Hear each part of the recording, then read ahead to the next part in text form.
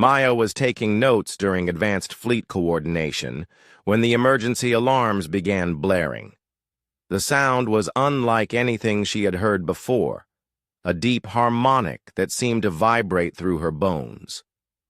Around the classroom, cadets looked, up from their work with expressions ranging from confusion to alarm. Professor Kethvar's bark-like skin suddenly blazed with urgent red patterns. All cadets remain in your seats. Emergency protocols are now in effect. The large display screen at the front of the room flickered to life, showing the image of Grand Admiral Thexnor, a massive being whose species Maya hadn't encountered before. Multiple arms moved across control panels as it spoke. Attention all Academy personnel. We have received a Priority Alpha emergency transmission from the Outer Rim territories. An unknown hostile force has appeared at the edge of known space. Initial contact attempts have failed. We are implementing immediate crisis protocols. The screen changed to show star charts that Maya barely understood. Red markers indicated the locations of the unknown ships. They appeared to be moving in. Patterns that made no obvious sense. 3 of our patrol fleets have engaged the enemy, Grand Admiral Thexnor continued. All 3 have been defeated with minimal enemy losses. The hostile force is now advancing toward inhabited systems. We require immediate strategic analysis from our best tactical minds. Maya felt her stomach drop. Real combat. Real ships with real crews had been destroyed by these unknown enemies. This wasn't a classroom exercise anymore. Professor Kethvar stepped forward. All first-year cadets will observe only. Second-year and advanced cadets will participate in the analysis. This is not a drill. The front-row cadets immediately began moving toward the main display consoles. Prince Crystalex took the central position, his crystal body reflecting the glow of the tactical screens. Mindweaver Syl positioned herself at the communication hub, her telepathic abilities already reaching out to coordinate with other analysts across the academy. Maya remained in her back row seat, watching as the advanced cadets worked with focused intensity. The main screen now showed recordings from the defeated patrol fleets. The enemy ships moved in ways that hurt Maya's eyes to follow. They seemed to ignore basic principles of physics and tactics. Analysis beginning, Prince Crystalex announced. Enemy vessels appear to be using unknown propulsion technology. Their movement patterns do not match any known tactical doctrine. Confirmed, added a Kalari cadet from the front row. Their formations violate efficiency standards. They should be vulnerable to standard counter formations. Maya leaned forward in her seat, studying the battle recordings. The enemy ships moved like a school of fish or a flock of birds, flowing and shifting without any apparent command structure. When the galactic patrol fleets engaged them using textbook formations, the enemy seemed to simply flow around the attacks like water around rocks. Implementing Delta 7 counterformation, Prince Crystalex declared. His holographic display showed how galactic forces should position themselves to defeat the enemy. Maya watched the simulation. The perfect galactic formation met the chaotic enemy movement. For a moment, it looked like the mathematical precision would win. Then the enemy simply scattered, reformed in a completely different pattern, and struck the galactic forces from an unexpected angle. Simulation failed, reported the Kalari cadet. Enemy adapted faster than tactical models predicted. Try the Gamma 3 formation, suggested Mindweaver Syl. Increased telepathic coordination should prevent enemy adaptation. The simulation ran again. This time the galactic forces moved with perfect unity, every ship responding instantly to telepathic commands. But the enemy seemed to anticipate this as well. They shifted their tactics mid-battle, using the galactic forces' perfect coordination against them by making the unified response useless. Second simulation failed, Prince. Crystal X reported, his crystal form dimming slightly. Enemy continues to counter all standard tactical responses. Maya raised her hand. Several cadets turned to look at her with expressions of surprise and annoyance. Professor Kethvar, Maya said, could I ask a question about the enemy tactics? Cadet, Collins, this is not a time for questions. Our best strategic minds are working on this crisis. But, sir, I noticed something about how the enemy moves. It reminds me of something from human military history. Professor Kethvar's bark patterns shifted to show irritation. Human military history is irrelevant to galactic-level warfare. Please, remain silent while qualified analysts work. Maya sat back, but she continued watching the screens. The enemy movement patterns were familiar. They reminded her of guerrilla tactics from Earth's past, of fighters who had defeated larger, better-equipped forces by refusing to fight according to the rules. More simulations ran on the main display. Each one ended the same way. The galactic forces would deploy their mathematically perfect formations, and the enemy would simply ignore the rules and do something unexpected. Every tactical doctrine that had worked for thousands of years failed against opponents who didn't seem to understand how they were supposed to fight. This is impossible, muttered a cadet from the second row. They're violating basic tactical principles. Their formations are inefficient. They should be losing. Mathematical analysis confirms enemy tactics are inferior, reported the Kalari cadet. Yet they continue achieving victory. This does not compute. Maya watched Prince Crystal X's attempts to find a solution. Each formation he tried was perfect according to galactic standards. Each one failed because the enemy refused to respond the way they were supposed to respond. Hours passed. More reports came in from the front lines. The unknown enemy had destroyed 2 more patrol fleets and was advancing toward a system with 3 inhabited planets.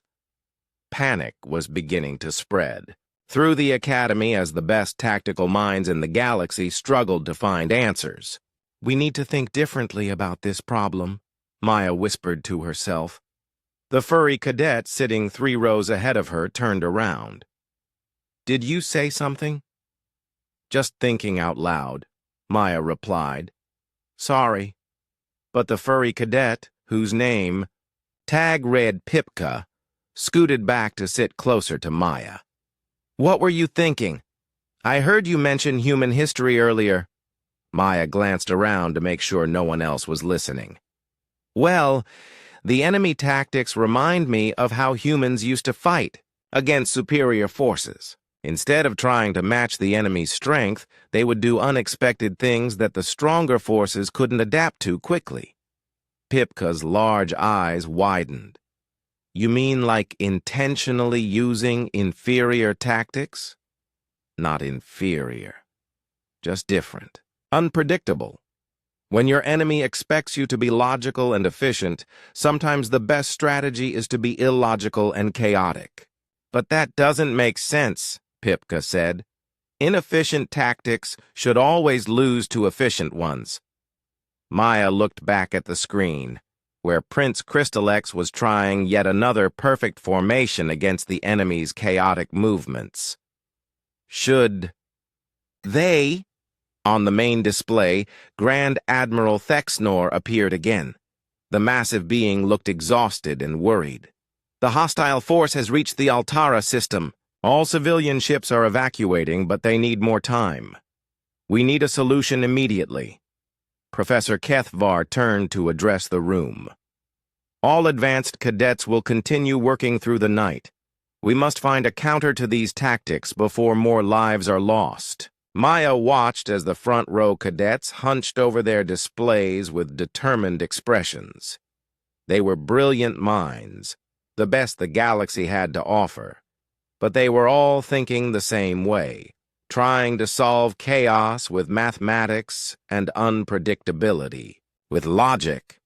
She pulled out her notebook and began writing down everything she had observed about the enemy tactics. Unlike her classmates, Maya wasn't trying to find mathematical solutions.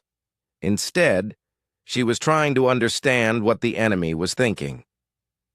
If I were fighting against an enemy that always used perfect tactics, she wrote, what would I do? I would make sure my tactics were impossible to predict. I would break every rule they expected me to follow. Maya looked up at the screen showing the enemy ships flowing like water around every perfect formation sent against them. She was beginning to understand something that the galaxy's best minds were missing. The enemy wasn't using inferior tactics. They were using superior tactics designed specifically to defeat logical, predictable opponents. Now she just had to figure out how to prove it. Maya's first class was Strategic Fleet Operations. She arrived early hoping to find a better seat, but discovered the same seating arrangement as the orientation hall.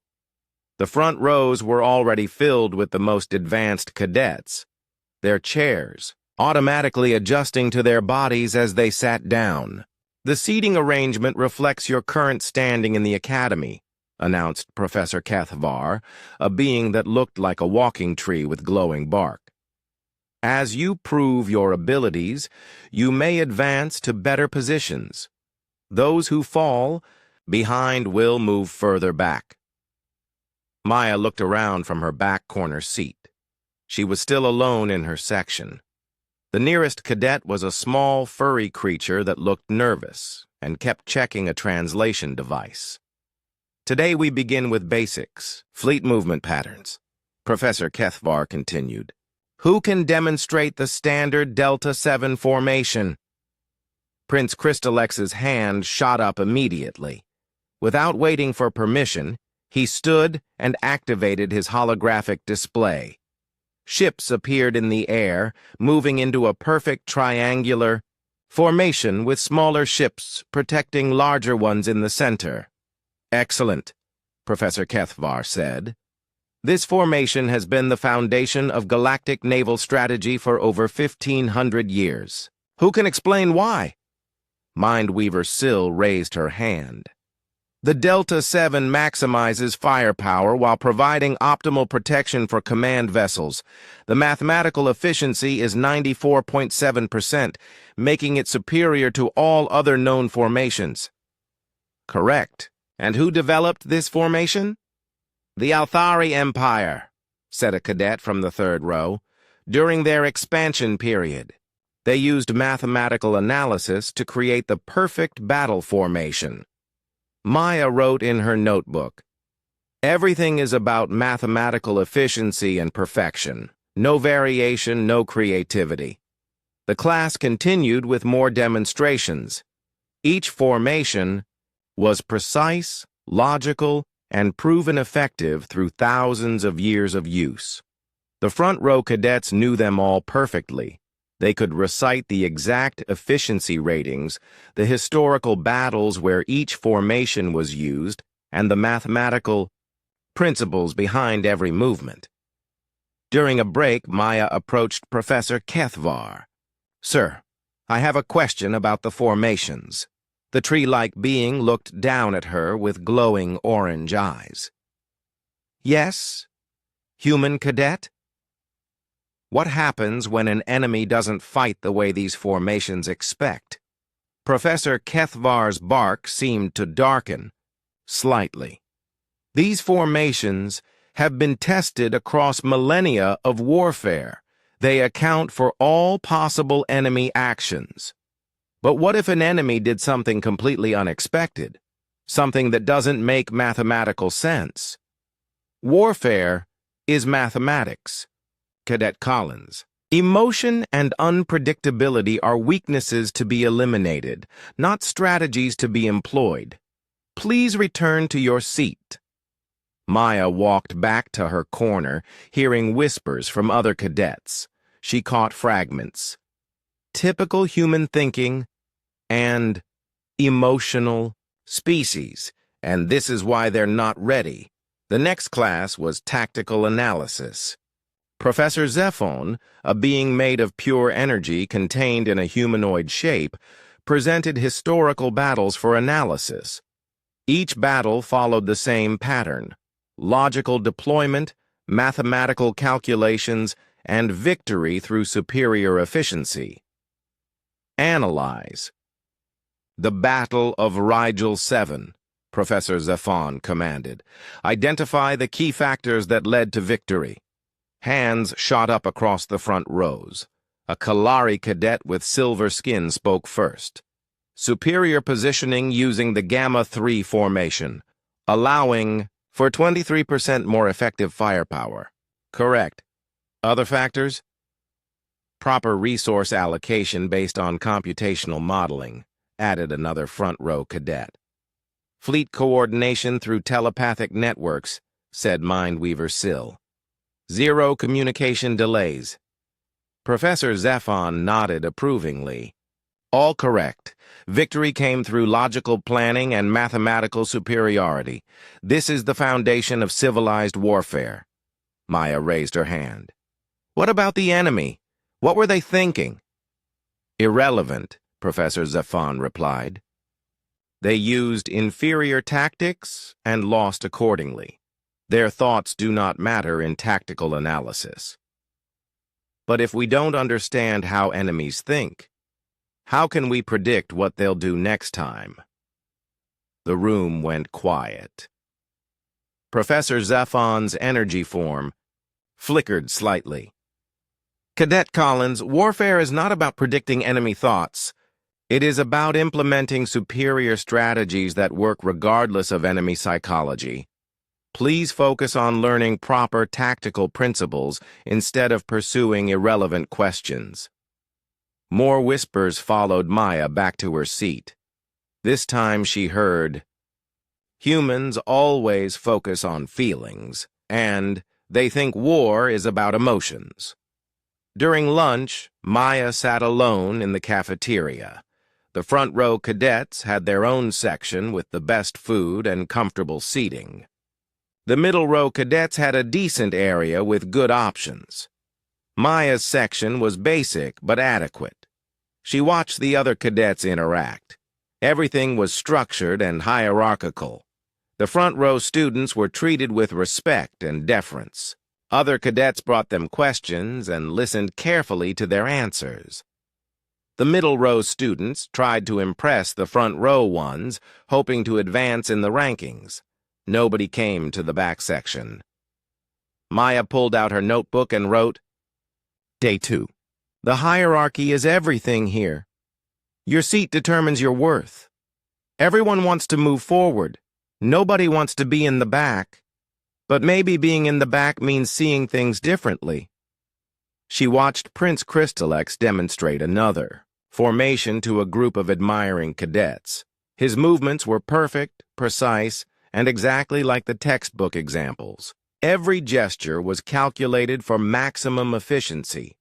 Mindweaver Sill was explaining telepathic coordination to another group.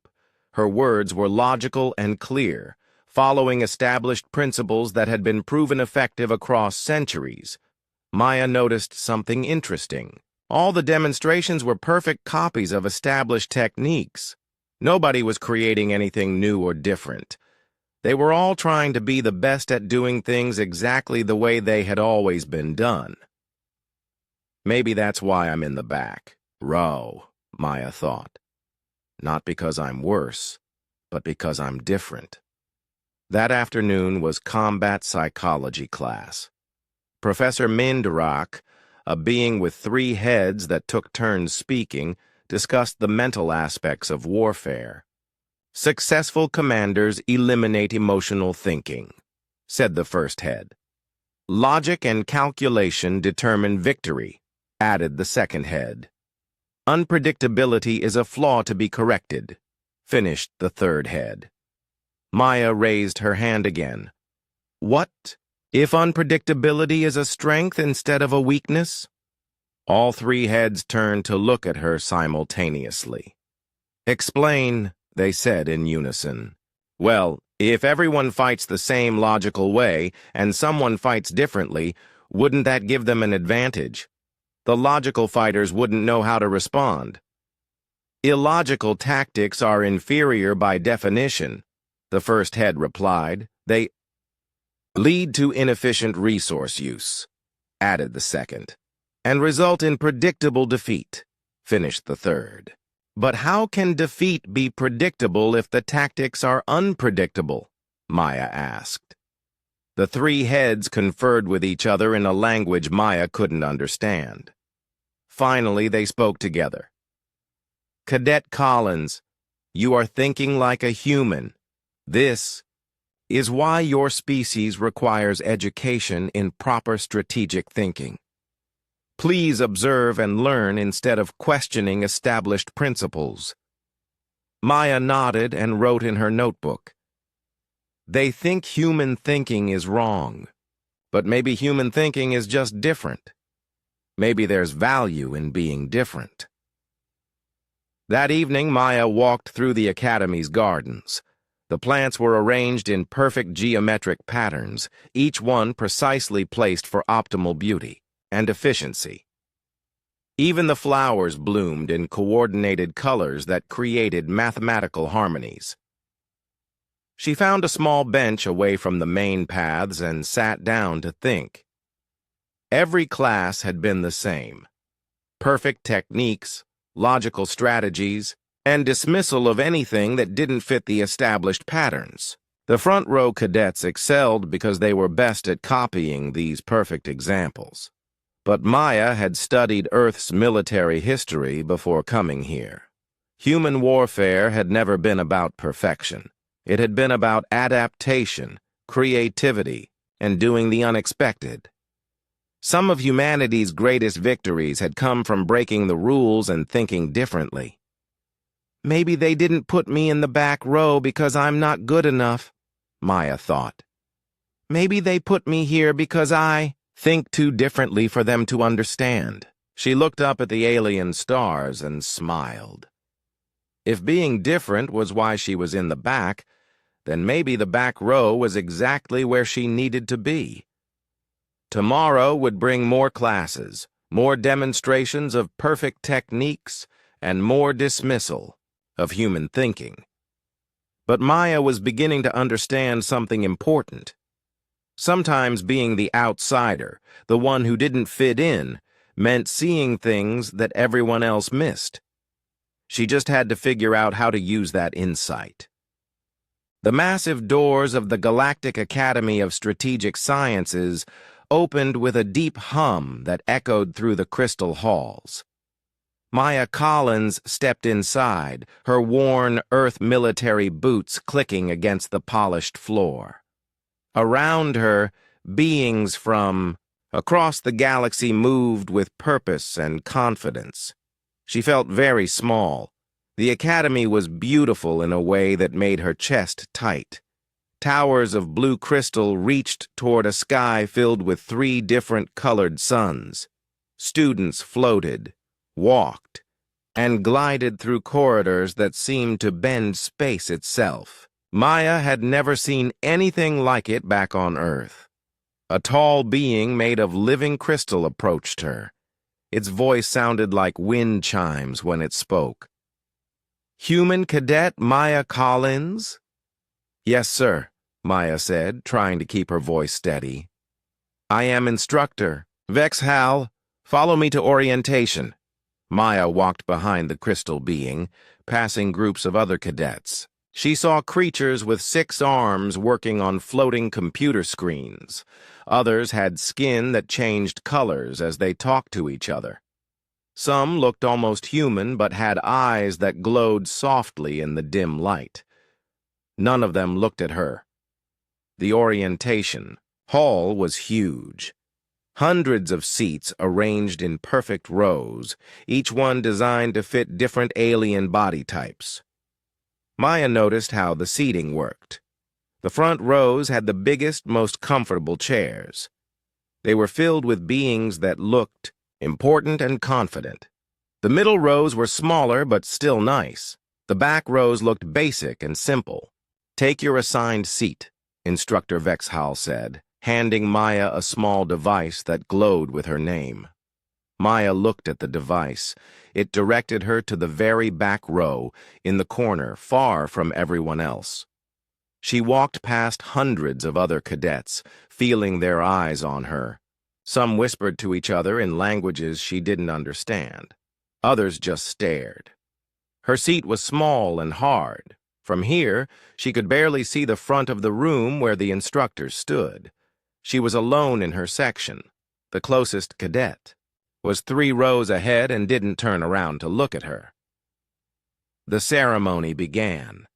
A being that looked like a floating brain in a glass tank spoke first. Its voice filled the room without using any visible mouth. "Welcome, cadets, to the most important academy in the galaxy. Here, you will learn to protect and serve the civilized worlds." Maya listened as speaker after speaker talked about the glory of galactic civilization. They spoke of worlds that had been exploring space for thousands of years. They mentioned technologies that could reshape matter and bend time.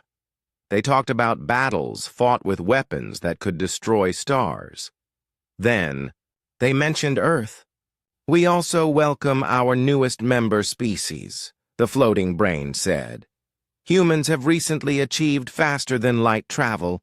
While they are new to galactic society, we believe in giving all species a chance to prove themselves."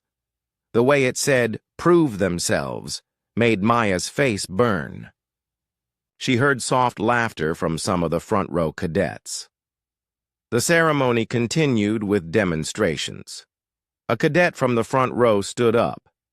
He was massive, made of the same crystal as Instructor Vexhal, but much larger. His name appeared on a screen. "Prince Crystalex of the Vorthak Empire." Prince Crystalex raised one crystal hand. The air around him shimmered, and suddenly holographic ships appeared above the audience. Hundreds of them, moving in perfect formation. They danced through the air like a synchronized ballet, never bumping into each other, never breaking formation. "Impressive," said the floating brain. "The Vorthak have been perfecting fleet tactics for 3,000 years. Another cadet stood, up from the front row. This one looked almost human but had skin that seemed to flow like liquid metal. Her name appeared. Mind Weaver Sill of the Zephyrian Collective. Mind Weaver Sill closed her eyes. Suddenly, Maya felt something touch her mind. Not unpleasant, but strange. Around the room, other cadets nodded in unison. They began moving their hands in the same patterns, all at exactly the same time. It was like watching hundreds of people dance to music only they could hear. "Telepathic coordination," the floating brain explained. "Essential for modern fleet operations. The Zephyrians have mastered this art over 2 millennia. More demonstrations followed.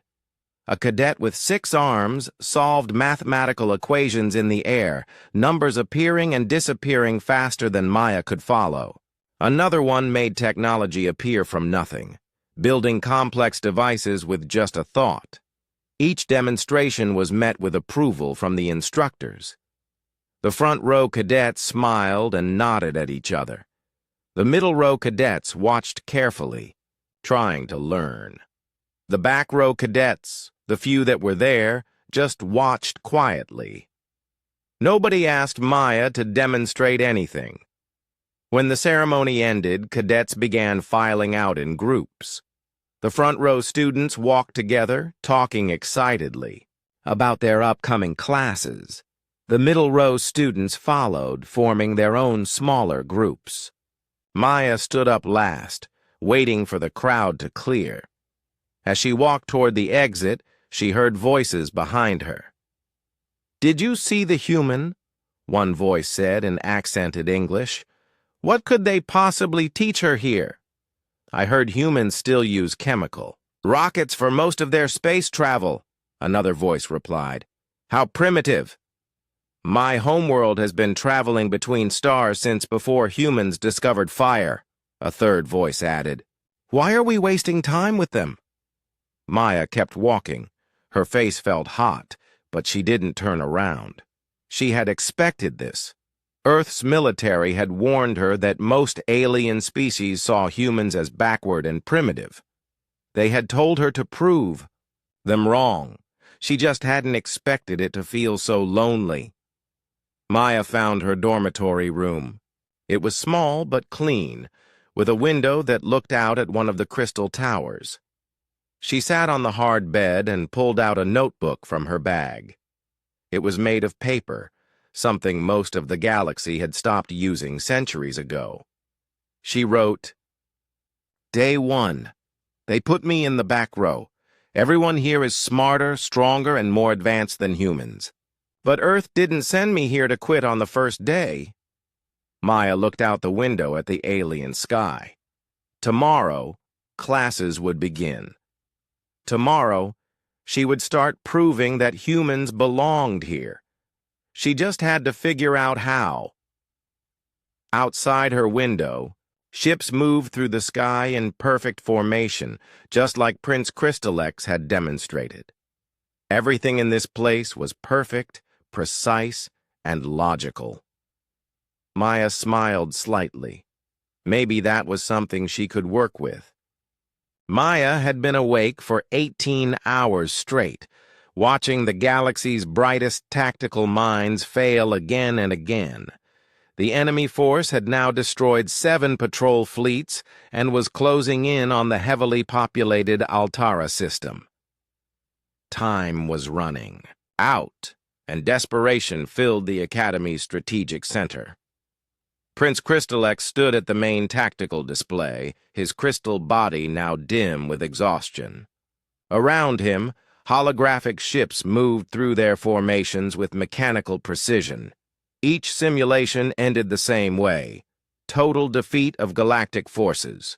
Attempting modified Theta 9 formation with enhanced firepower concentration, Prince Crystalex announced. His voice, usually confident and commanding, now carried a note of strain.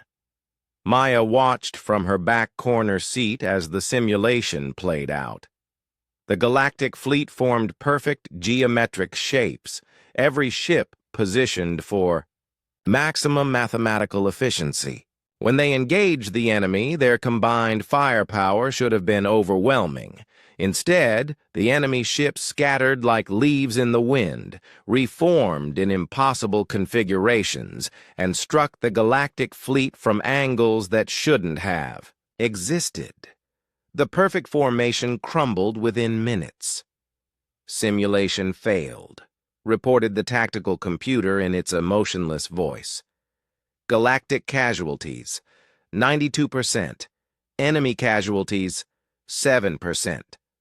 Prince Crystalex's form flickered, with frustrated energy. "This is impossible. The Theta 9 has never failed against any known tactical system. The mathematics are perfect." Mindweaver Syl stepped up to the telepathic coordination center. Her liquid metal skin rippled with concentration as she reached out with her mental abilities. "Perhaps the issue is coordination lag. I will attempt. Direct telepathic command of all fleet elements." The simulation reset. This time, the galactic ships moved as one mind, responding to orders at the speed of thought. There was no delay, no miscommunication, no hesitation. The fleet operated with the perfect unity that had dominated galactic warfare for millennia. The enemy response was devastating. As soon as the galactic fleet began moving in perfect unison, the enemy ships changed their behavior entirely. They began targeting the telepathic coordination nodes, disrupting Mindweaver Sill's mental network and sending the unified fleet into chaos. Coordination network compromised, Mindweaver Sill reported, her voice strained. Enemy appears to have anticipated telepathic unity and developed specific counters. Maya scribbled notes in her paper notebook. They're not just random. They're studying galactic tactics and designing specific responses. They know how we fight. A Kalari cadet named Tech Adept Zorn took control of the computational analysis station. His silver skin glowed as he interfaced directly with the Academy's quantum computers, running probability analysis on all enemy movement patterns. Perhaps their chaos follows some mathematical principle we haven't recognized. Numbers cascaded across the displays as the most advanced computers in the galaxy analyzed every enemy movement from the battle recordings. Terabytes of data flowed through quantum processors designed to find patterns in the most complex systems. After an hour of computation, the results appeared. No mathematical pattern detected. Enemy movement appears to be genuinely random. That cannot be correct, Tech Adept Zorn said, his skin flickering with disbelief. All tactical systems follow mathematical principles. Randomness cannot defeat organized strategy. Maya raised her hand hesitantly. What if that's exactly why it's working? Professor Kethvar, who had been pacing the room with growing agitation, turned to her with glowing orange eyes. Cadet Collins, I have told you repeatedly that this is not a time for questions. But, Professor, what if the enemy is using randomness specifically because it defeats organized strategy? What if chaos is their strategy? Chaos is not strategy, Professor Kethvar replied firmly. Strategy requires planning, organization, and logical thinking. Chaos is the absence of these things. But what if the absence of planning is the plan? Maya persisted. The room fell silent. Every cadet and instructor turned to stare at Maya. She felt her face burning but continued speaking. I mean, if everyone expects you to be logical, then being illogical becomes logical. If everyone expects you to have a plan, then having no plan becomes the best plan. Prince Crystallex's crystal form brightened with what Maya interpreted as condescension. Cadet Collins, you are thinking like a human. This is exactly why primitive species require education in proper strategic thinking. War is mathematics. Emotion and chaos are weaknesses. Then why are we losing? Maya asked quietly. The question hung in the air like a physical weight. For 6 hours, the galaxy's best tactical minds had thrown every proven strategy against the enemy. Every mathematical formation, every logical battle plan, every efficient tactical doctrine had been utterly destroyed. We are not losing, Prince, Crystallex said, but his voice lacked conviction. We are simply encountering an anomaly that requires proper analysis. Another report arrived from the front lines. The enemy had reached the outer edge of the Altara system. 3 billion people were now in immediate danger, and the evacuation ships couldn't move fast enough. Grand Admiral Thex Noor appeared on the main screen again. The massive being's multiple arms moved frantically across control panels. Academy, Command, we need solutions immediately. The enemy will reach Altara Prime in 6 hours. We cannot evacuate 3 billion people in that time. Professor Kethvar stepped forward. Grand Admiral, our best minds are working on the problem. We will find a solution. Our best minds have had 12 hours. Grand Admiral Thex Noor replied. How much more time do you need? Military science requires proper analysis, Professor Kethvar said. We cannot rush strategic solutions. 3 billion people don't have time for proper analysis, Grand Admiral Thexnor shot back. They need results. The connection ended, leaving the strategic center in tense silence. Maya watched as the advanced cadets returned to their stations with renewed desperation. They tried formations that hadn't been used in centuries. They combined tactics from different species and different eras. They even attempted completely theoretical strategies that existed only in academic papers. Every approach failed. The enemy seemed to have an answer for everything. When the galactic forces tried ancient tactics, the enemy adapted instantly. When they tried modern approaches, the enemy was already prepared. When they tried theoretical formations, the enemy responded as if they had studied the same academic papers. "It's like they know everything we're going to do before we do it," muttered a cadet from the middle rows. Maya looked up from her notes. "What if they do?" "What do you mean?" asked Pipka, who had remained near Maya throughout the crisis. "What? If they've studied galactic military doctrine? What if they know all our formations, all our tactics, all our strategic principles? What if they've designed their entire approach specifically to counter everything we might do?" "That's impossible," said Tech Adept Zorn. "Galactic military doctrine contains millions of tactical variations. No enemy could study them all." "But what if they didn't need to study them all?" Maya said, her voice growing more confident. "What if they just needed to understand the basic principles? Every galactic tactic follows the same rules: mathematical, efficiency, logical planning, and predictable responses. If you design a system that breaks those rules, you automatically counter every tactic based on them." The room fell silent again. Maya could feel dozens of alien eyes staring at her, but she pressed on. In human history, smaller forces often defeated larger ones by refusing to fight the way the larger force expected.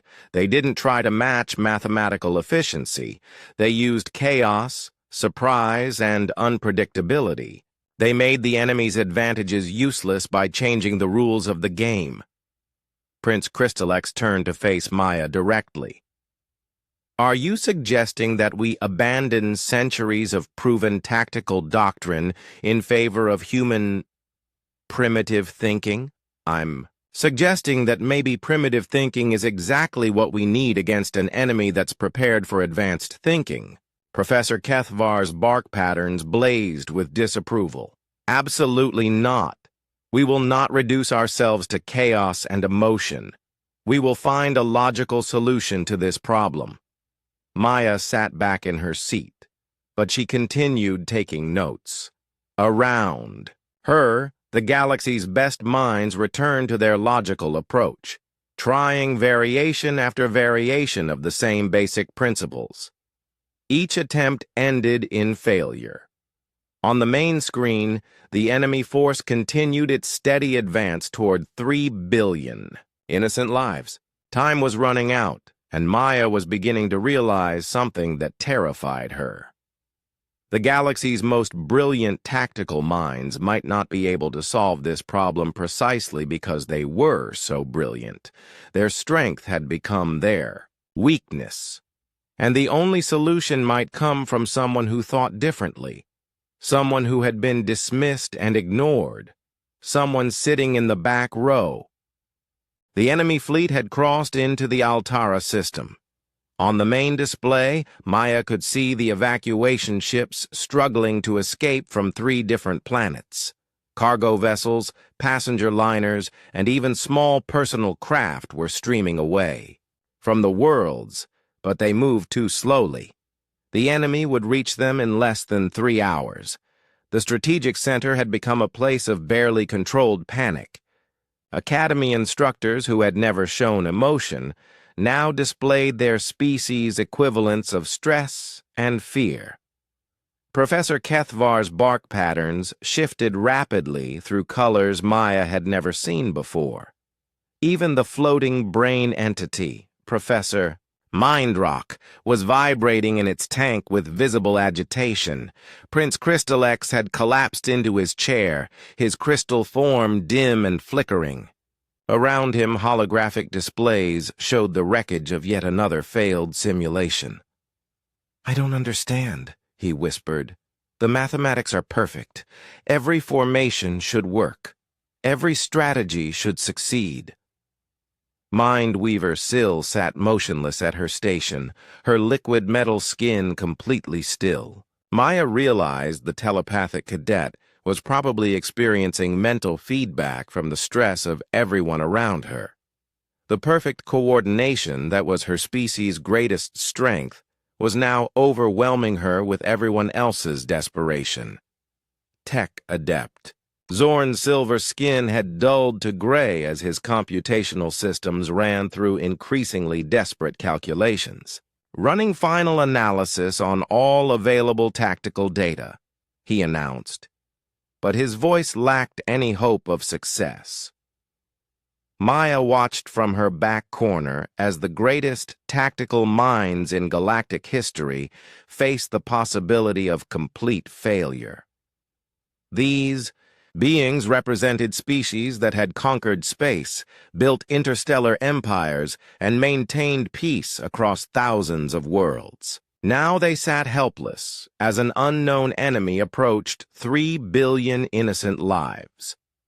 "Perhaps we should consider unconventional approaches," suggested an instructor Maya didn't recognize. The being looked like a collection of floating geometric shapes that constantly rearranged themselves. "What do you mean by unconventional?" asked Professor Kethvar. "Tactics that fall outside standard doctrine. Approaches that haven't been tested through traditional mathematical analysis." Professor Mindrak's 3 heads conferred quickly before responding in unison. "Untested tactics are untested for good reason. We cannot risk 3 billion lives on unproven theories." "But tested tactics aren't working," the geometric instructor pointed out. "Every proven strategy has failed." "Then, we need better proven strategies," Professor Kethvar replied firmly. "Not wild experiments." Maya stood up from her seat. The movement caught everyone's attention, and dozens of alien eyes turned toward her. Her heart pounded, but she forced herself to speak. "What if I could help?"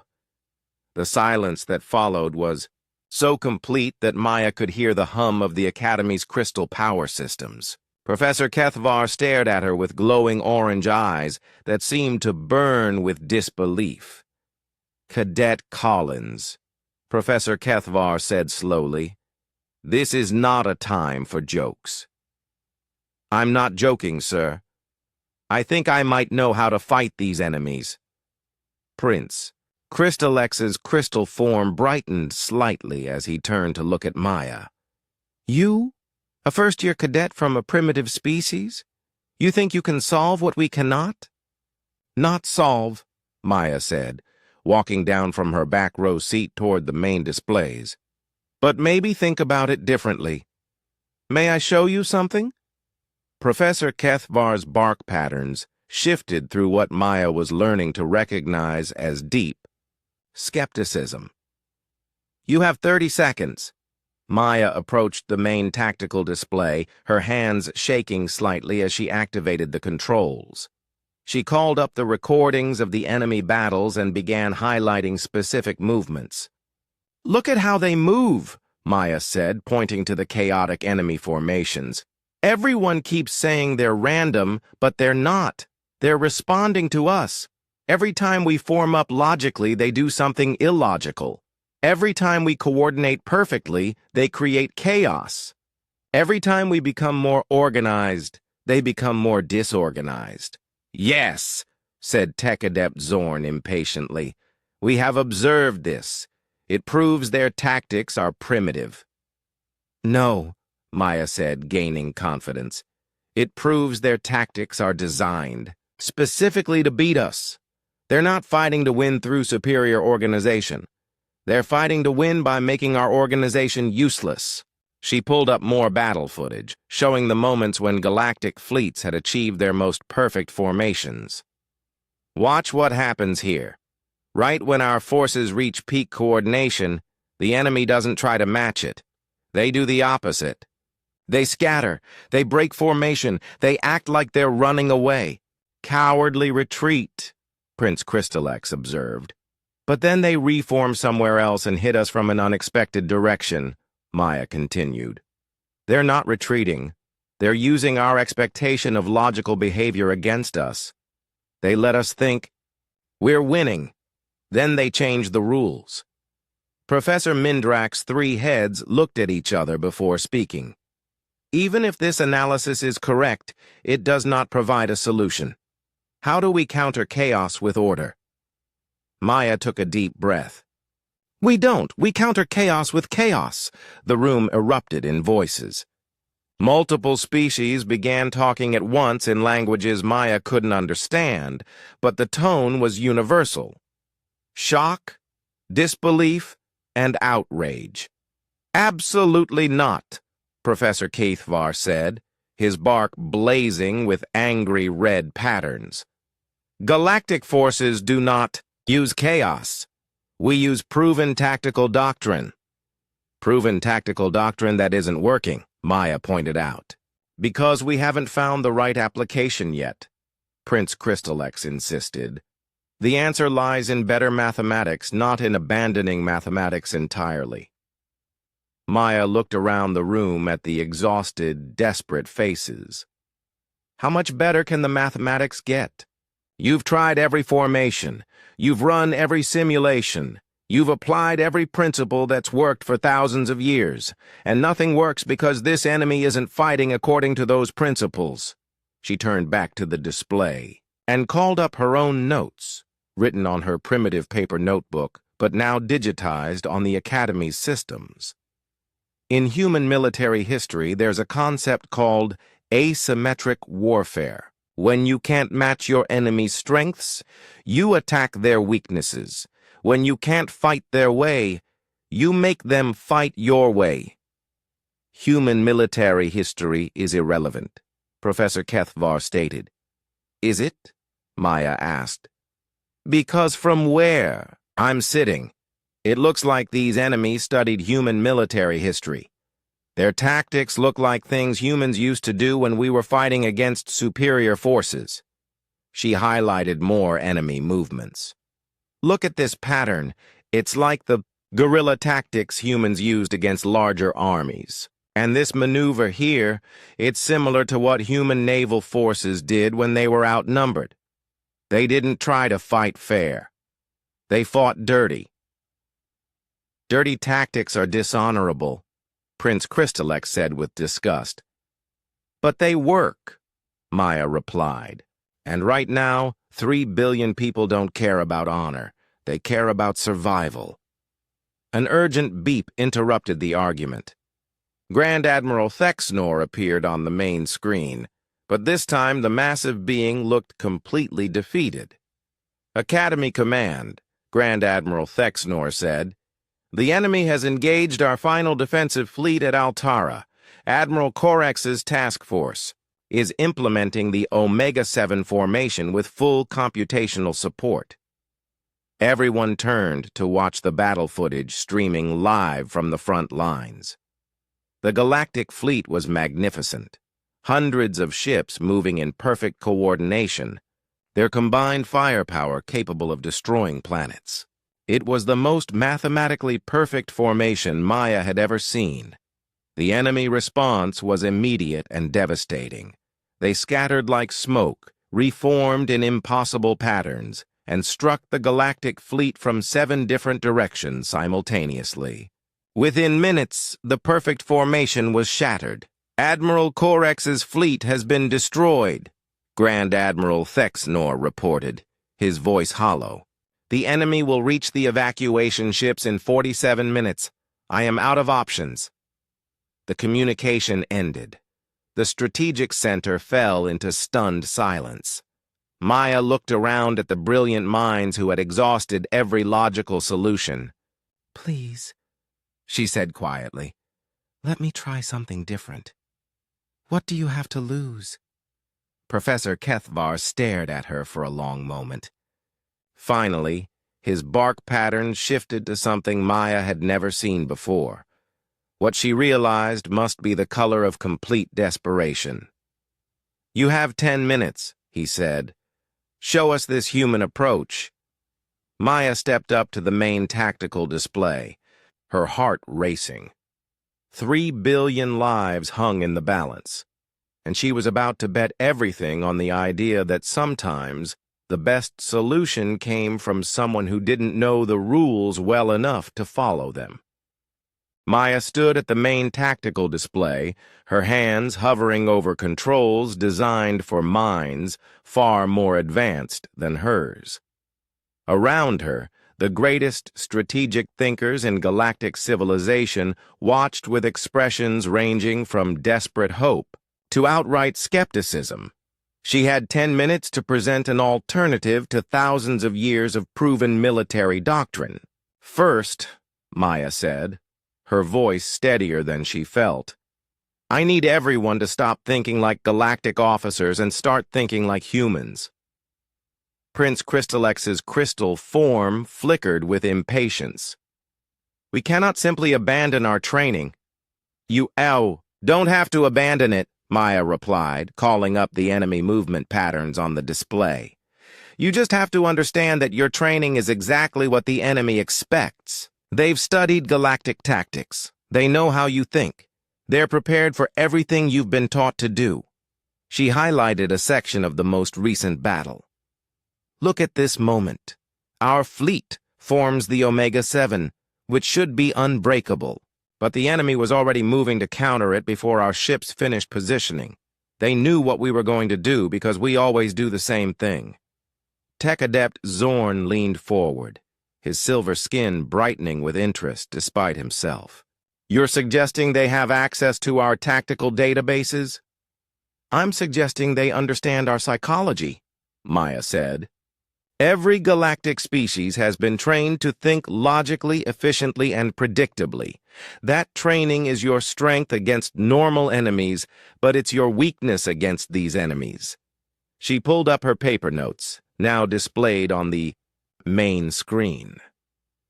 In human military history, we have a saying, no plan survives contact with the enemy. It means that no matter how perfect your strategy is, something unexpected will always happen in real combat. Which is why proper planning accounts for all variables, Professor Minderak's 3 heads said in unison. But what if the enemy is the variable you can't account for? Maya asked. What if their entire strategy is based on doing things that can't be planned for? Maya began manipulating the display, showing theoretical formations. Every galactic formation is based on mathematical principles: maximum efficiency, optimal positioning, logical responses to enemy actions. But humans learn to win by breaking those principles. She showed a simulation of human tactics from Earth's history. Small groups striking and disappearing, forces appearing where they weren't expected, coordinated attacks that looked completely disorganized but achieved specific objectives. This looks like chaos, Prince Crystallex observed with distaste. It is chaos, Maya agreed. Controlled chaos. The enemy can't predict what you're going to do if you don't know what you're going to do until the last moment.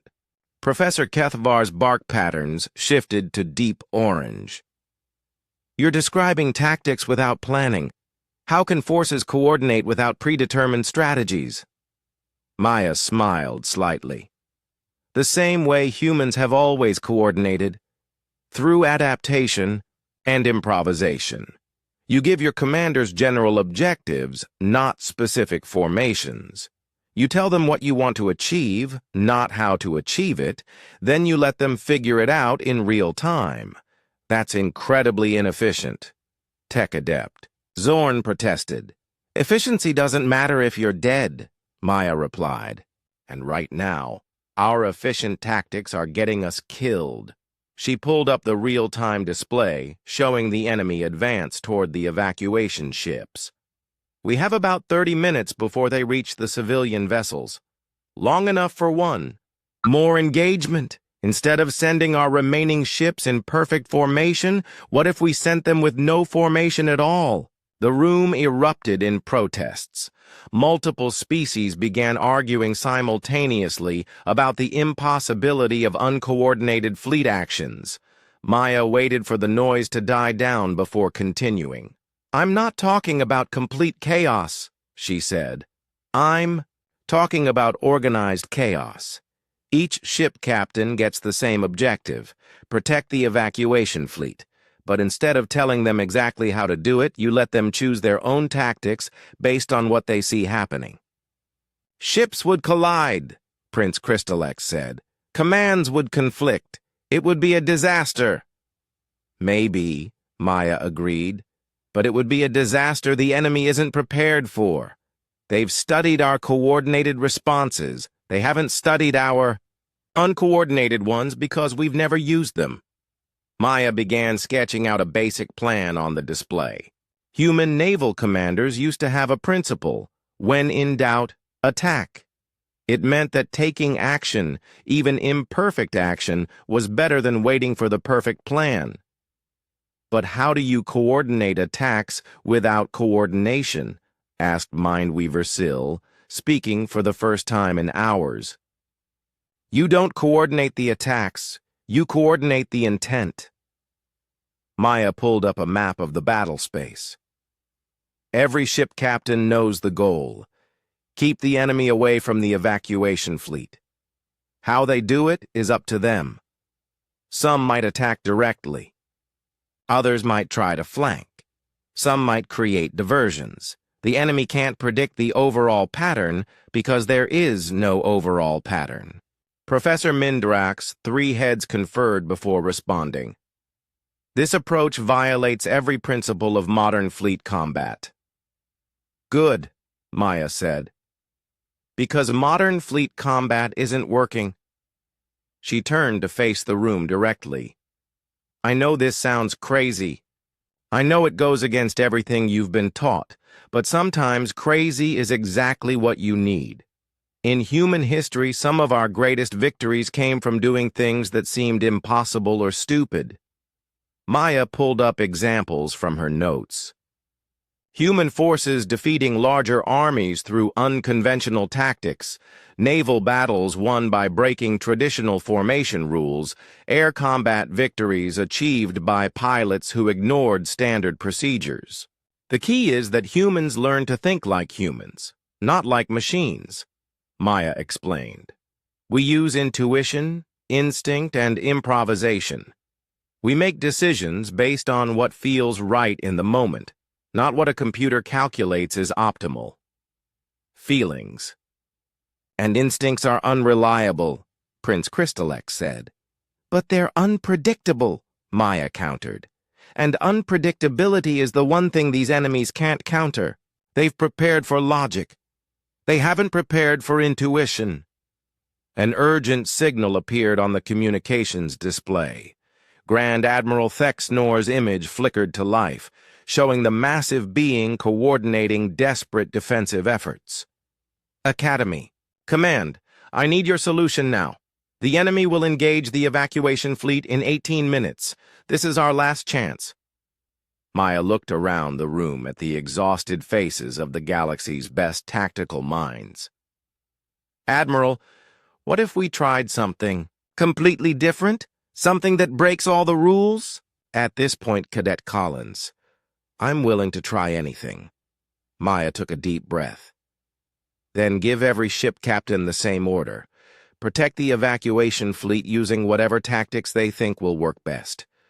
Don't give them formations to follow, or strategies to implement.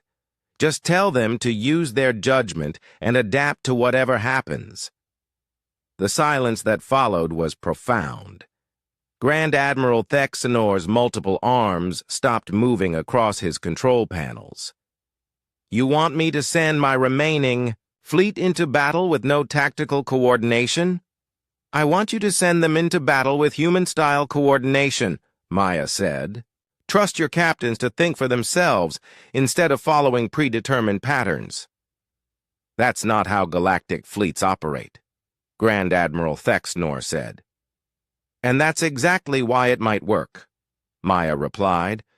The enemy has studied how galactic fleets operate. They're not prepared for something different. Professor Kethvar stepped forward. Grand Admiral, I must advise against this course of action. It violates all established tactical doctrine. So did every successful strategy in human military history, Maya said quietly. Sometimes the best solution is the one nobody expects. Grand Admiral Thexnor stared at Maya through the communication screen for a long moment. You're asking me to bet 3 billion lives on human intuition. I'm asking you to bet 3 billion lives on the one approach the enemy hasn't prepared for, Maya said. What do you have to lose that you haven't already lost? The Grand Admiral's arms resumed their movement across the control panels. All ships. This is Fleet Command. New orders. Protect the evacuation fleet using your best judgment. Ignore standard formations. Adapt to enemy actions as you see fit. Trust your instincts. The communication ended. Maya and everyone else in the strategic center turned to the main display, where they could see the galactic fleet approaching the enemy in a formation that looked like no formation at all. This is either brilliant or insane, muttered Tech Adept Zorn. In human experience, Maya said, those are often the same thing. The main display showed a sight that had never been seen in galactic military history. A fleet advancing into battle with no discernible formation. Ships scattered across space like stars in the night sky, each captain following their own instincts. Instead of predetermined tactical doctrine, Maya watched with her heart pounding as the galactic fleet approached the enemy. The hostile ships were already beginning their familiar dance of chaos, spreading out in patterns designed to confuse and overwhelm organized formations. But this time, there was no organized formation to confuse.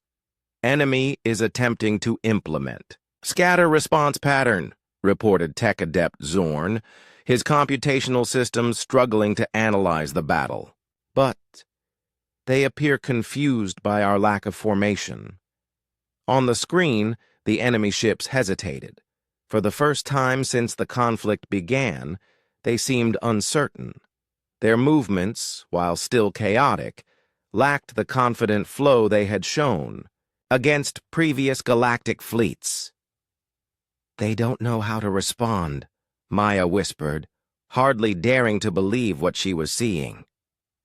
Captain Torres of the battleship Resolute was the first to strike. Instead of waiting for coordination orders that weren't coming, she led her ship in a direct attack on the nearest enemy vessel. Her approach was textbook human naval tactics, fast, aggressive, and completely unpredictable by galactic standards. The enemy ship tried to respond with the same flowing evasion that had worked against organized formations. But Captain Torres wasn't following any formation. When the enemy moved left, she adjusted right. When they tried to flow around her attack, she changed direction mid-approach and hit them from an angle they hadn't anticipated. First enemy ship. Destroyed, reported the tactical display. Method: unconventional direct assault. Around the strategic center, alien faces showed expressions of shock and hope. Prince Crystallex's crystal form brightened for the first time in hours. One victory proves nothing, he said, but his voice carried more hope than conviction. Captain Martinez of the cruiser Liberty was engaging 3 enemy ships simultaneously. Instead of trying to coordinate with other galactic vessels, he was using pure human instinct. When outnumbered, create chaos and use it to your advantage. His ship dove between the enemy vessels, forcing them to choose between hitting him or hitting each other. Second and third enemy ships destroyed. The display announced. Method: forced friendly fire through aggressive positioning. Mindweaver.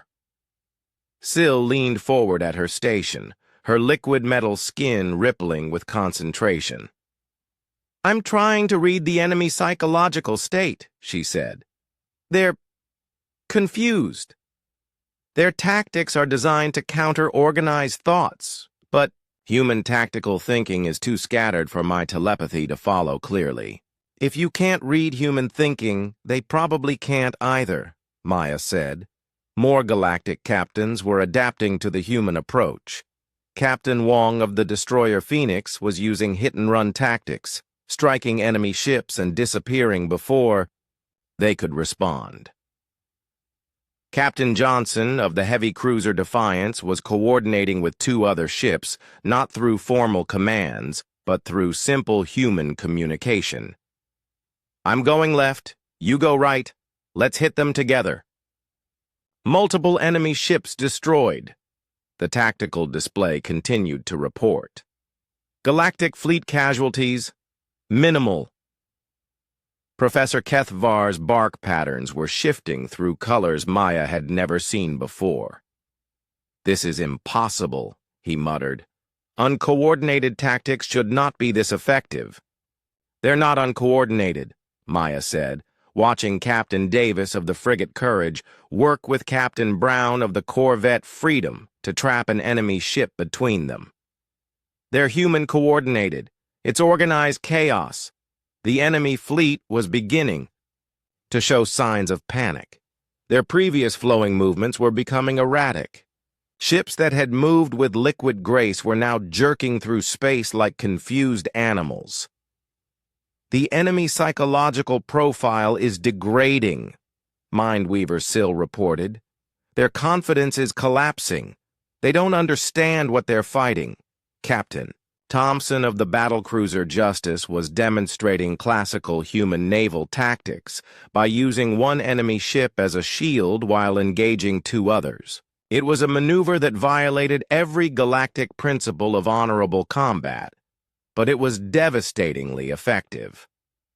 "This is not how civilized species conduct warfare," Prince Crystalex said, but he was watching the display with fascination despite his protests. "Civilized species are losing," Maya pointed out. "Uncivilized tactics are winning." The battle was reaching its climax. The enemy fleet, designed to counter logical and predictable responses, was falling apart against opponents who weren't being logical or predictable. Every time the enemy ships tried to flow around an attack, the attacking captain would change their approach mid-strike. Every time they tried to coordinate a counter-response, another human captain would do something completely unexpected from a different direction. Captain Lee of the destroyer Valor demonstrated the ultimate human tactic. When surrounded by enemy ships, she didn't try to escape or call for help. Instead, she charged directly at the largest enemy vessel, firing everything she had. The enemy ship, prepared for evasion or coordination, wasn't prepared for a suicide run that turned into a victory when Captain Lee's ship survived the collision. And the enemy ship didn't. "Enemy fleet coherence failing," Tech Adept Zorn reported, his computational systems finally able to find patterns in the chaos.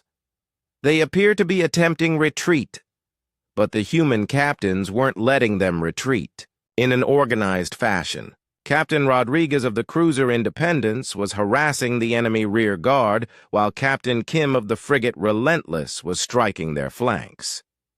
Captain O'Brien of the destroyer Intrepid was using an old human naval tactic.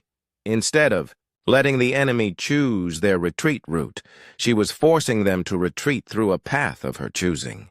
"Enemy retreat becoming route," the tactical display announced. "Remaining enemy vessels fleeing system." The strategic center erupted in cheers from dozens of different species. Beings who had been facing the greatest defeat in galactic history were now celebrating an impossible victory. Maya found herself surrounded by alien minds who had dismissed her human thinking just hours before. How? Prince Crystallex asked, his crystal form blazing with confused excitement. How did chaotic tactics defeat organized strategy? Maya looked at the display showing the scattered remains of the enemy fleet. Because organized strategy only works against opponents who follow the same rules. These enemies studied our rules and designed counters for them. But they never studied human rules because humans break rules. Professor Mendrak's three heads were conferring rapidly before speaking in unison. This victory suggests that galactic tactical doctrine may be fundamentally flawed. Not flawed, Maya said, just incomplete. Your tactics work perfectly against enemies who think the way you think. But sometimes you need tactics that work against enemies who think differently. Tech Adept Zorn was running analysis on the battle data. Human tactical patterns show approximately 37% efficiency compared to standard galactic formations, yet they achieved victory. Because efficiency isn't everything, Maya explained. Sometimes unpredictability is more valuable than optimization. Sometimes being wrong in a way the enemy doesn't expect is better than being right in a way they do expect. Grand Admiral Thexnor appeared on the communication screen, his multiple arms moving in what Maya was learning to recognize as expressions of relief and amazement. Academy Command, I need to understand what just happened. My captains are reporting that they won by ignoring everything they were taught. Professor Kethvar stepped forward, his bark patterns showing a complex mixture of emotions. Grand Admiral, it appears that human tactical philosophy may have applications we had not previously considered. Human tactical philosophy saved 3 billion lives, Grand Admiral Thexnor said. I think we need to reconsider how we approach military education. Maya felt a warmth in her chest that had nothing to do with victory. For the first time since arriving at the academy, she felt like she belonged. Not because she had learned to think like everyone else, but because everyone else was learning that different ways of thinking had value. Cadet Collins, Grand Admiral Thexnor said, addressing Maya directly, I believe the galaxy owes you a debt of gratitude. The galaxy doesn't owe me anything, Maya replied, but maybe it owes itself a chance to think differently. As the celebration continued around her, Maya looked at the tactical display showing the evacuation ships safely escaping the system. 3 billion lives had been saved not by perfect mathematics or logical formations, but by human captains trusting their instincts and doing what felt right in the moment. Sometimes, Maya thought, the best solution was the one nobody had thought to try. 3 months had passed since the Battle of Altara, and the Galactic Academy of Strategic Sciences looked very different. Maya walked through corridors that buzzed with new energy, where students from dozens of species worked together in ways that would have been unthinkable before the crisis. The changes had started small. A few instructors had begun asking questions about alternative tactical approaches. Some advanced cadets had requested to study human military history. But as word of the victory spread throughout galactic civilization, the requests became demands, and the academy had been forced to transform itself. Maya arrived at her morning class to find the lecture hall completely rearranged. The rigid row system had been abolished. Instead, students sat in mixed groups, with beings from different species working together on tactical problems. The front row, middle row, back row hierarchy had been replaced by collaborative learning. Spaces. Good morning, Professor Collins, said Pipka, the small furry cadet who had been one of Maya's first allies. The use of the title still felt strange to Maya, but she was getting used to it. "Good morning, Pipka. Ready for today's exercise?" Maya had been promoted to Professor of Asymmetric Strategy, a position created specifically for her after the battle. At first, she had protested that she was too young and inexperienced to teach at the academy. But Professor Kethavar had pointed out that her inexperience was exactly what made her qualified to teach others how to think differently. Prince Crystalex approached her workspace. The crystal being's demeanor had changed dramatically since the battle. Where once he had been arrogant and dismissive, he now showed genuine curiosity about human tactical approaches. "Professor Collins," Prince Crystalex said, "I've been working on the assignment you gave us, analyzing historical battles where smaller forces defeated larger ones through unconventional tactics." "What did you discover?" Maya asked. "That mathematical superiority means nothing if your enemy refuses to fight mathematically," Prince Crystalex replied. "I studied 17 different conflicts from various species' histories. In every case, victory went to the force that broke conventional tactical rules." Maya smiled. "And how does that make you feel?" "Confused," Prince Crystalex admitted. "Everything I was taught said that superior tactics always win. But superior tactics only work against inferior tactics, not against different tactics." Mindweaver Syl joined the conversation. Her liquid metal skin flowing with patterns that Maya had learned indicated deep thought. "Professor, I've been practicing the mental flexibility exercises you assigned, trying to think in non-linear patterns." "How is that going?" Maya asked. "Difficult," Mindweaver Syl said. "My species evolved for logical, coordinated thinking. Learning to embrace chaos goes against millions of years of development, but I'm beginning to understand why it's valuable." Tech Adept Zorn approached with several other cadets following behind him.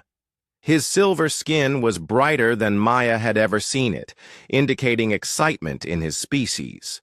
"Professor Collins, we've completed the computational analysis you requested," Tech Adept Zorn said. "We tried to create mathematical models for human tactical decision-making." "And what did you find?" "That it's impossible," Tech Adept Zorn replied, with what Maya recognized as his species' equivalent of a smile. "Human tactical thinking contains too many variables based on intuition, emotion, and improvisation. No computer can predict it. Which makes it the perfect counter to enemies who rely on prediction," Maya pointed out. "Exactly. We've also been analyzing the psychological profiles of the enemy fleet from the Battle of Altara. They appear to have been a collective intelligence that studied galactic tactical databases and designed counters for every known strategy. But they couldn't design counters for strategies they'd never encountered," Maya said. "Correct. Their entire approach was based on the assumption that all spacefaring species would fight logically and predictably. Humans were the variable they couldn't account for."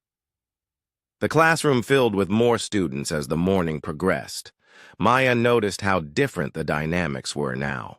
Beings who had once sat in rigid hierarchical order now mixed freely, sharing ideas and challenging each other's assumptions. Professor Kethavar entered the classroom, his bark patterns showing the warm green that Maya had learned indicated contentment. The tree-like being had become one of her strongest supporters after initially resisting her ideas. "Professor Collins," Professor Kethavar said, "Grand Admiral Thexenor has requested another consultation. The Fourth Fleet encountered unknown hostiles in the Outer Rim, and conventional tactics proved ineffective." "Let me guess," Maya said. "Another enemy that studied our tactics and designed counters?" "Precisely. The Admiral specifically requested human-style tactical coordination. Maya looked around at her diverse classroom of alien students. I think it's time for a field exercise. Who wants to help plan an unconventional fleet engagement? Every hand, claw, tentacle, and appendage in the room shot up simultaneously.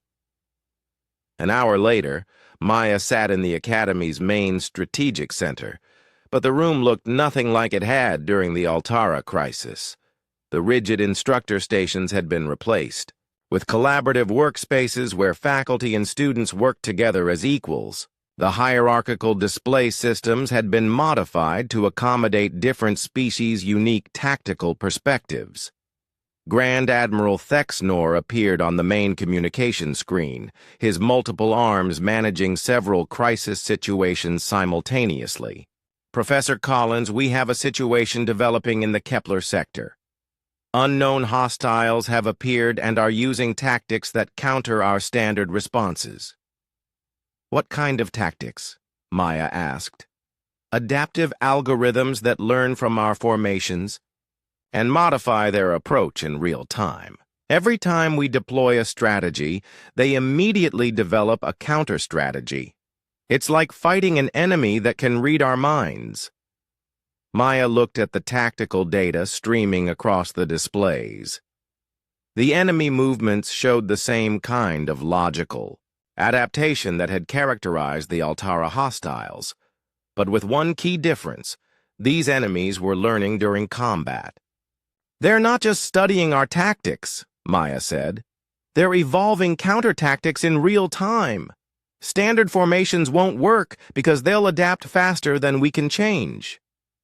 What do you recommend? Grand Admiral Thexnor asked. Controlled. Chaos, Maya replied. But this time we need to be even more unpredictable.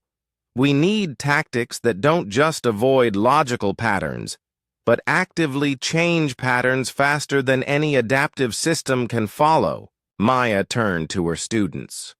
This is your final exam. Design a tactical approach that defeats an enemy that learns from every move we make. The next few hours demonstrated how much the Academy had changed. Prince Crystalex worked with Pipka to develop formation patterns that shifted randomly every few minutes. Mindweaver Syl collaborated with tech adept Zorn to create communication systems that used intuition rather than logic. Other students contributed ideas from their species' unique perspectives, creating a tactical approach that no single species could have developed alone. The key is that we need to out-evolve the enemy, Maya explained to Grand Admiral Thexnor. They adapt to what we do, so we need to constantly change what we're doing. Not just random changes, but purposeful unpredictability. How do we coordinate purposeful unpredictability? The Admiral asked. Human-style command philosophy, Maya said. Give every captain the authority to completely change tactics whenever they feel it's necessary. No predetermined responses, no logical patterns to adapt to. Pure improvisation. The battle that followed was a masterpiece of controlled chaos. Human and alien captains worked together using tactical approaches that borrowed from dozens of species but followed the patterns of none. Every time the adaptive enemy began to counter one approach, the fleet would shift to something completely different. Captain Williams of the cruiser Harmony worked with Captain Zektal of the Vorthak destroyer Crystal Spear to create formation, patterns that combined human unpredictability with crystalline precision. Captain Yamazaki of the frigate Tsunami coordinated with Captain Telvar of the Zephyrian corvette Mind's Edge to use telepathic communication in deliberately non-logical ways. The enemy's adaptive algorithms, designed to counter logical tactical progression, couldn't keep up with tactics that deliberately defied logic while still achieving strategic objectives. Enemy adaptation systems overloaded, reported the tactical display. Hostile fleet retreating. Grand Admiral Thexnor's image showed the massive being's equivalent of a smile. Professor Collins, you've done it again. How do we implement this approach fleet-wide? Maya looked around the strategic center at the mixed groups of human and alien officers working together with unprecedented effectiveness. You change everything, she said. You stop thinking about species superiority and start thinking about species collaboration. You stop trying to find the one right way to fight and start developing as many different ways as possible. The old system was based on hierarchy and uniformity, Professor Kethvar observed. The new system is based on diversity and adaptation, which makes it stronger, Maya said, because no enemy can prepare for an approach they can't predict or understand. As the celebration died down, Maya found herself standing where her back row seat used to be. The space was now part of a collaborative learning area where students from all species worked.